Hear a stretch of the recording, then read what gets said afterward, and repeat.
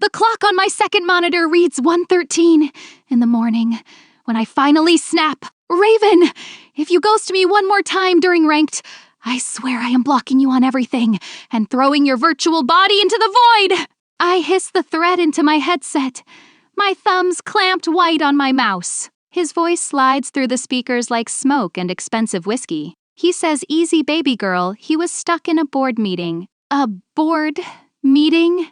At midnight? I laugh, the sound sharp enough to cut glass. I say, "Sure, John, and that next.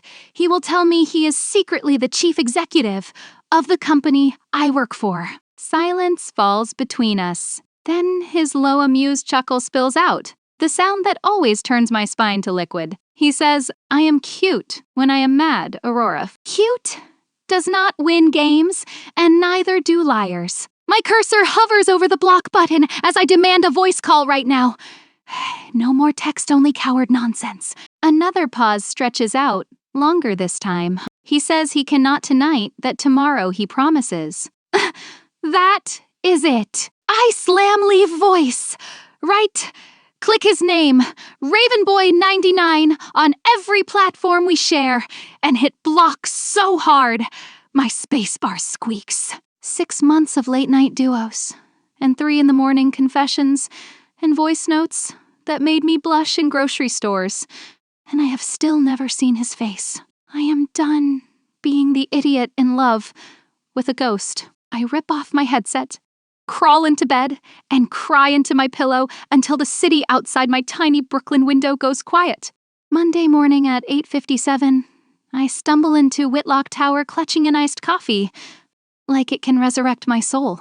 It is the first day back after the weekend, and I already want to evaporate. The entire creative floor lines up like soldiers awaiting execution. Our department head looks 2 seconds from vomiting, muttering that this is an emergency all hands and that a new chief executive starts today. He bought the company Friday night, and we are told not to breathe wrong. Whispers detonate around me, but I do not care. My heart is still stuck somewhere in Discord purgatory. We file into the executive conference room, its frosted glass and $1,000,000 view, turning the intimidation dial to 11. The doors open again. In walks Raven. He is not wearing the hoodie I have pictured for half a year. He wears a midnight black suit that probably costs more than my life. He stands around 6'3", all pure intimidation with a sharp jaw, storm gray eyes,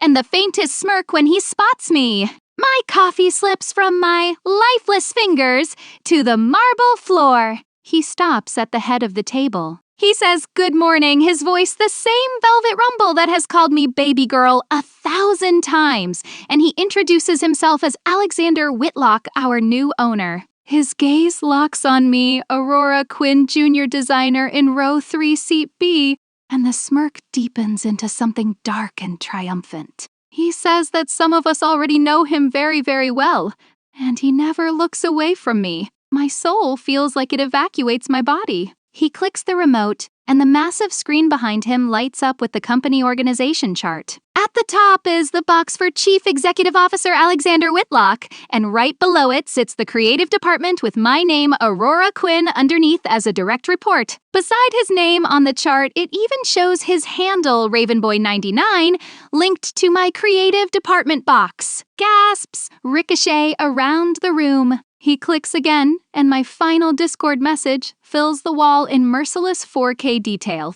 The screen shows my username, Aurora Thigrate, and the message, "I am done being your side quest.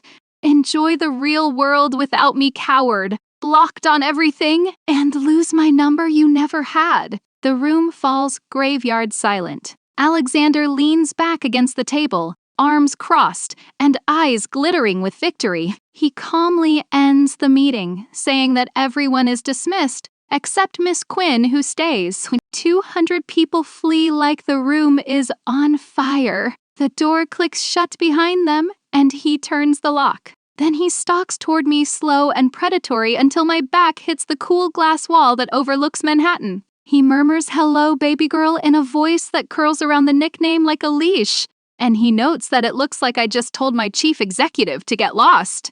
I cannot breathe. He cages me in with one hand above my head and the other tilting my chin up until our eyes lock. He softly orders me to unblock him, the words gentle and lethal at the same time. My shaking fingers obey before my brain catches up as I open Discord and Steam and Instagram and undo every block. His phone buzzes on the table, and he does not even glance at it. He calls me a good girl in a whisper that makes my knees weak. Then he smiles, slow and wicked and absolute. He says, "Welcome to the endgame, Aurora," that I am his now both online and offline.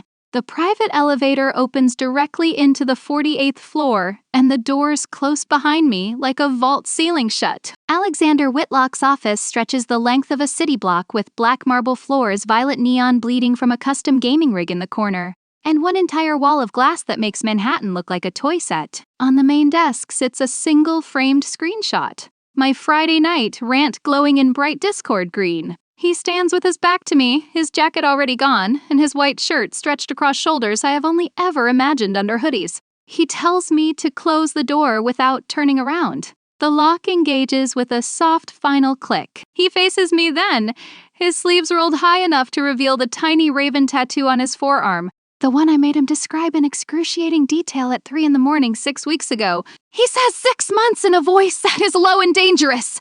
6 months of me falling asleep on call, while he listened to me breathe, and 6 months of me calling him baby, while I thought he was some broke college kid in a basement. I fire back that he let me believe it. He corrects me and says he let me feel safe, because the second I knew who he really was, I would have run, and he was not ready to chase me through the real world yet. He stops inches away, heat rolling off him. He orders me to unblock him on everything. Right now, my phone is in my hand before I can think, and I move through Steam and Instagram and Spotify until every block is undone. His own phone lights up on the desk and he ignores it completely. He says better, his eyes dropping to my mouth as he tells me to apologize for calling him a coward. I lift my chin and tell him to make me. The smile that curves his lips is pure predator. He reaches into his pocket and takes out matte black handcuffs, a Whitlock security prototype engraved with his initials. My breath catches in my throat. He gently spins me and presses my front to the cool window before snapping the cuffs around my wrists behind my back. 47 floors below the city crawls like ants. And up here, I feel like I belong to him completely. His chest is flush against my bound hands, his lips at my ear as he tells me to say I am sorry, Aurora. His palm slides down my waist, slow and claiming. I whisper that I never will. He bites the curve of my neck hard enough to brand me, and I gasp so loudly the glass starts to fog. He says, "Then we do this his way." He turns me and lifts me onto the edge of his desk like I weigh nothing, then hits a button so metal blinds drop and bathe us in the violet glow of his monitors. The chief executive of a Fortune 500 empire kneels between my knees and spends a long time apologizing with his mouth until my legs shake and my voice breaks on his name. When I shatter for the second time, he rises, wipes his lips with the back of his hand, and unlocks the cuffs. I collapse against him, ruined and trembling. He kisses my temples soft as forgiveness and tells me I am promoted to creative director of special projects, that I report only to him, and my salary is tripled with a company card in office next to his, and that every single night I come home with the boss. I laugh breathless and wrecked and tell him he cannot just do that. He says he already did as he cups my face, like I am something priceless, and admits he has been in love with me since the night I called him my good boy, after a 360 no-scope. My heart detonates in my chest. I breathe his name Alexander. He tells me to say it back. I tell him I love him, even if he is a lying billionaire stalker. He kisses me until the world disappears. Then he wraps me in his suit jacket, carries me to the couch, and feeds me strawberries while the entire building whispers about the girl who made the Ice King melt. By 7, he is carrying me out the private exit, his middle finger raised to the paparazzi, as he promises exactly what he plans to do to me once the apartment door closes. For me, the game feels over. I realize I never stood a chance. Friday at 5:02 in the afternoon, the Gulf Stream stairs fold down onto fresh aspen snow, while Alexander keeps my hand locked in his. I am still wearing his black hoodie over the silk blouse he ruined earlier, and he flatly refuses to let me change. The mountain mansion glows against the dark, like a violet lantern. Inside a fire roars, floor-to-ceiling glass reveals a sky full of stars, and one room has been rebuilt into our exact online gaming setup with purple neon and dual-curved monitors. The same mechanical keyboards we screamed over for months wait on the desk like an altar to our late-night matches. He drops the bags, presses me to the nearest wall, and kisses me until my knees forget their purpose. He growls that we have 48 hours with no emails or board or world. Just me and the apology tour he still owes me. We barely make it out of the bedroom before Sunday arrives. He cooks shirtless in gray sweatpants and burns the first batch of pancakes on purpose, just to make me laugh. Then he throws every single Valorant match deliberately, so he can hear me trash talk him the way I used to at 3 in the morning. On Saturday night, he fills a copper tub the size of a small pool, pours champagne, and washes my hair while he whispers every filthy thing he wanted to do during those 6 months of only voice. By early Sunday at 2 in the morning, we lie on the heated terrace wrapped in one blanket, snow falling soft and silent all around us. His arms tighten around my waist as he tells me he needs to say something. My whole body tenses. He quietly admits that he did not buy the company last Friday. He bought it 4 months ago. He explains that it was the same night I fell asleep on call and told him my dream was to work at Whitlock Creative. He says he flew to New York the next morning, fired the old chief executive, and waited for me. I twist to stare at him and demand if he really waited 4 months. He answers that he would have waited 40 years for me, that 4 months was easy, and his voice cracks on the words. I kiss him so hard we nearly slip off the lounge chair into the snow. On Monday morning, the jet lifts us back toward reality. The second the wheels touch down at the New York airport, the world tries to explode again with paparazzi swarming, headlines screaming, and my mother leaving 17 furious voicemails. Every message from her starts with my full name, Aurora Marie Quinn, and the warning in her tone makes my stomach knot. Alexander steps off the plane holding my hand like a declaration of war, smiles at the cameras sharp enough to cut, and speaks once. He tells the world that I am the love of his life and that they need to get used to it. Then the partition in the car rolls up and he spends the ride back to Manhattan, making me forget any other name exists except his. By noon, a company-wide email hits every inbox. The subject line reads relationship disclosure, sent from Alexander Whitlock himself. In the body, he writes that he is dating Aurora Quinn and that I am brilliant in his. He adds that I now outrank every single one of them and that any complaints should come directly to him. He finishes the note by wishing everyone a nice day. Attached is a photo from Aspen, me asleep on his bare chest with his lips pressed to my hair, both of us glowing like the world has never been kinder. The internet implodes for the second time in a week. I walk into the office like I built it myself, my head high and my heart steady. Every stare I earn gets the same answer.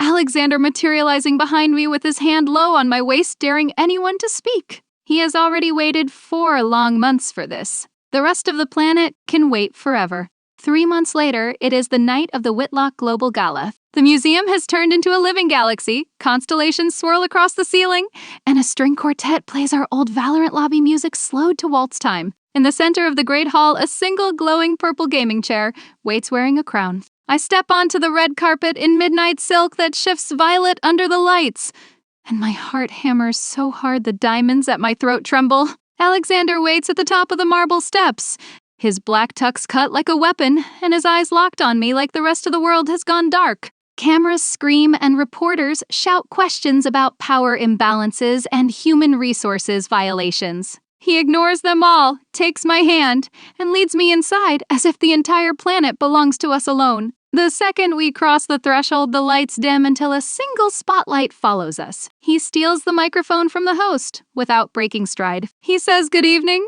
his voice rolling through the hall like velvet thunder, and tells them most of them came for champagne and tax write-offs, but tonight they get something better. Then he turns to me and says my name, Aurora Quinn. Every screen in the building flashes to life with clips of us, starting with my first angry voice note and him losing on purpose, so I will call him a good boy. Next comes the Aspen photo and the company-wide email on every wall.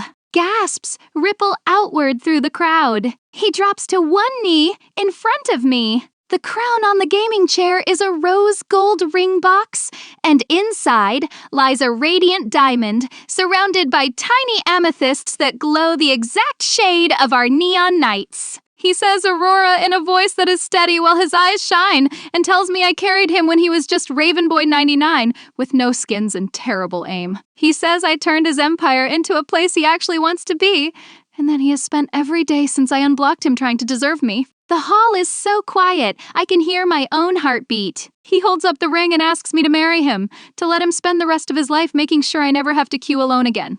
I start crying before he finishes the sentence. I choke out my answer and say yes, that he is an insane, perfect man. He slides the ring onto my finger, stands, and kisses me like the cameras are not there, and like the world is not watching 300 million people live stream the moment the Ice King surrenders everything. The orchestra explodes into our wedding playlist. Purple confetti cannons fire as the gaming chair lights up behind us with messages that declare Player 1 ready, Player 2 locked in. Victory Royale. He does not wait for the toast or the first dance. He lifts me into his arms and carries me straight out a side exit, where the jet engines are already spinning. We never eat dinner. We join the Mile High Club somewhere over the Atlantic twice, before we ever touch the croissants in Paris at sunrise. The headlines the next morning are merciless and perfect. A $28 million ring and 1 knee and 0 chill. Another line declares that the Whitlock heir wins love, life, and the internet. A third line crows that a junior designer has become the future Mrs. Whitlock in 90 days.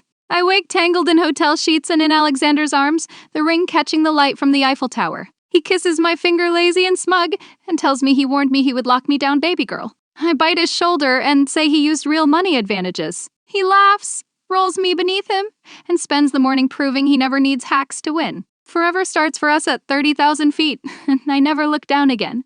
1 year to the day has passed since I unblocked the player called Ravenboy 99. The Whitlock estate has turned into another planet, 300 acres of upstate forest wrapped in violet light. The aisle is a glowing runway of lights that scrolls our old chat logs in soft lavender script beneath my feet. Every guest chair holds a custom purple mechanical keyboard, engraved with our wedding date. The arch is forged from 10,000 amethysts and flanked by 2 curved 65-inch monitors that loop our greatest Valorant clutches. I walk the aisle on my father's arm while he sobs louder than the string quartet. My gown shifts from midnight to ultraviolet with every step, the veil trailing 12 feet behind me like liquid starlight. Alexander waits beneath the arch in a black tux stitched with subtle raven feathers, his collar open and his eyes already red at the edges. When he sees me, his hands actually shake. Our officiant is our old moderator from the server, now ordained and wearing a purple stole. The vows come first, and the whole world seems to hold its breath. Alexander takes the microphone like he was born, holding it. He begins with my name, Aurora Quinn,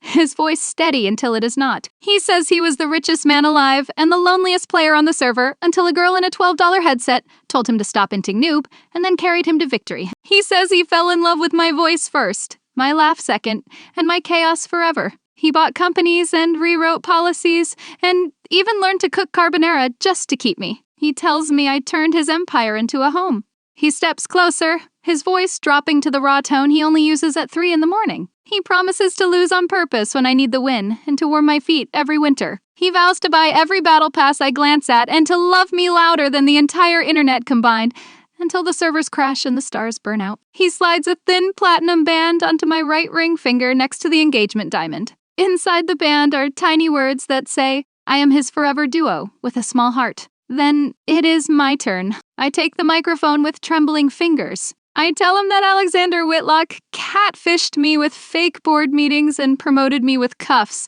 and that he proposed in front of the world because subtlety cannot live in him. I say he turned my ordinary life into a victory royale. I never knew I was cute for. I promise to roast him in every meeting and to steal his hoodies until we are 90. I swear I will carry him when he is tilted and love him even when he buys another company just to make me laugh. I tell him he is my endgame, my raven always. I slip the matching band onto his finger. We never even hear the words that tell him he may kiss the bride. He kisses me like the first time in his office, desperate and claiming and perfect, while violet fireworks paint the sky and 400 guests lose their minds. The reception feels like a ranked lobby turned all the way up with an open bar and a cake shaped like the Whitlock Tower where a tiny sugar version of me pushes a tiny sugar Alexander off the roof. There is a live tournament where the winner gets to throw a pie in the face of the chief executive. I win, of course. At 2 in the morning, he carries me over the threshold of the glass house he built for us. Our names glowing above the door in permanent neon as Player 1 loves Player 2. Inside the bedroom pulses with the exact purple of our old voice calls. He lays me on the bed, brushes the tears from my cheeks, and whispers against my lips that the quest is complete, Mrs. Whitlock. I laugh through happy sobs and tell him he has the wrong game, because this one never ends. He smiles slow and wicked and says good because he plans on keeping me in his lobby forever. Somewhere above us, the servers stay up all night just to watch us win. Thanks for watching. Follow for more romance stories.